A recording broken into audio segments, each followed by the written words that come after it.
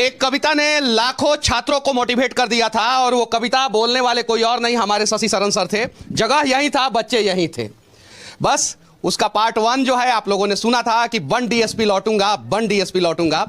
अब वो लड़का जो है कविता सुनने के बाद डीएसपी बन गया है और उसकी कहानी जो है शशि शरण सर फिर कविता के माध्यम से इन्हीं बच्चों के बीच में हम लोगों को सुनाने वाले हैं।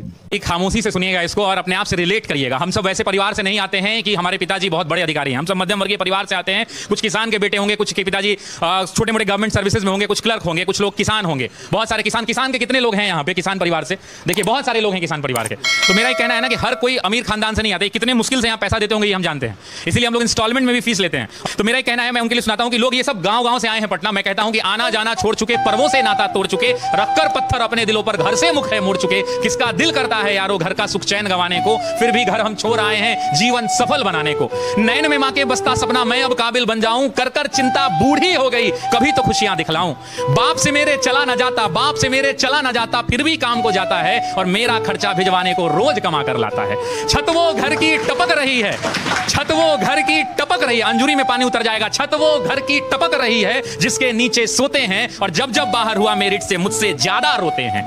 पता है तुमको, पता है तुमको, पता है रब को मेहनत में मेरे कमी नहीं, और वो जीवन क्या जीवन यारो जिसमें किस्मत से ठनी नहीं। माना चलती कठिन परीक्षा, माना चलती कठिन परीक्षा, मेहनत मेरा हथियार है, गुरुओं से लेकर दीक्षा अर्जुन रण को तैयार है। सब्र का मैया बांध न टूटे, सब्र का मैया बांध न टूटे, गला किस्मत का घोटूंगा, चंद महीने बाकी हैं बस बन डीएसपी लौटूंगा, बस बन डीएसपी। सर वो पंक्तियां मैंने कही थी, उसके बाद आज मैं कह रहा हूं कि बाप खींचता रिक्शा मां मांजती थी बर्तन, बाप खींचता रिक्शा मां मांजती थी बर्तन, खुद से आंख मिला ना पाता तोड़ दिया मैंने दर्पण, उस टूटे दर्पण में मुझको मेरी टूटी किस्मत दिखती थी। मैया मेरी सबसे छुपकर हर रात सिसक कर रोती थी। बापू का संघर्ष बड़ा था, जमाने भर से ताना था, बहन आधा पेट थी खाती, भूख नहीं है बहाना था, फटे जेब थे फटे थे कॉलर उनको भी सिलवाना था। बापू को था दर्द बहुत पर रिक्शा खींचने जाना था।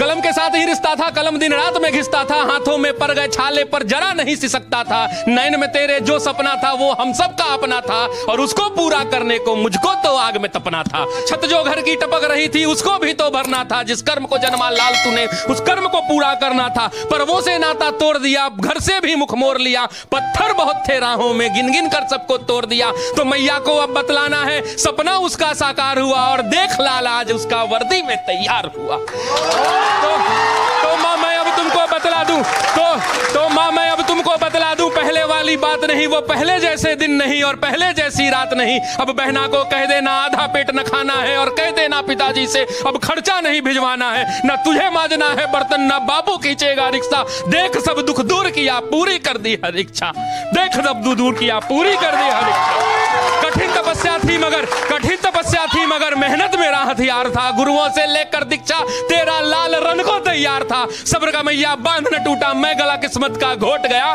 देख तेरा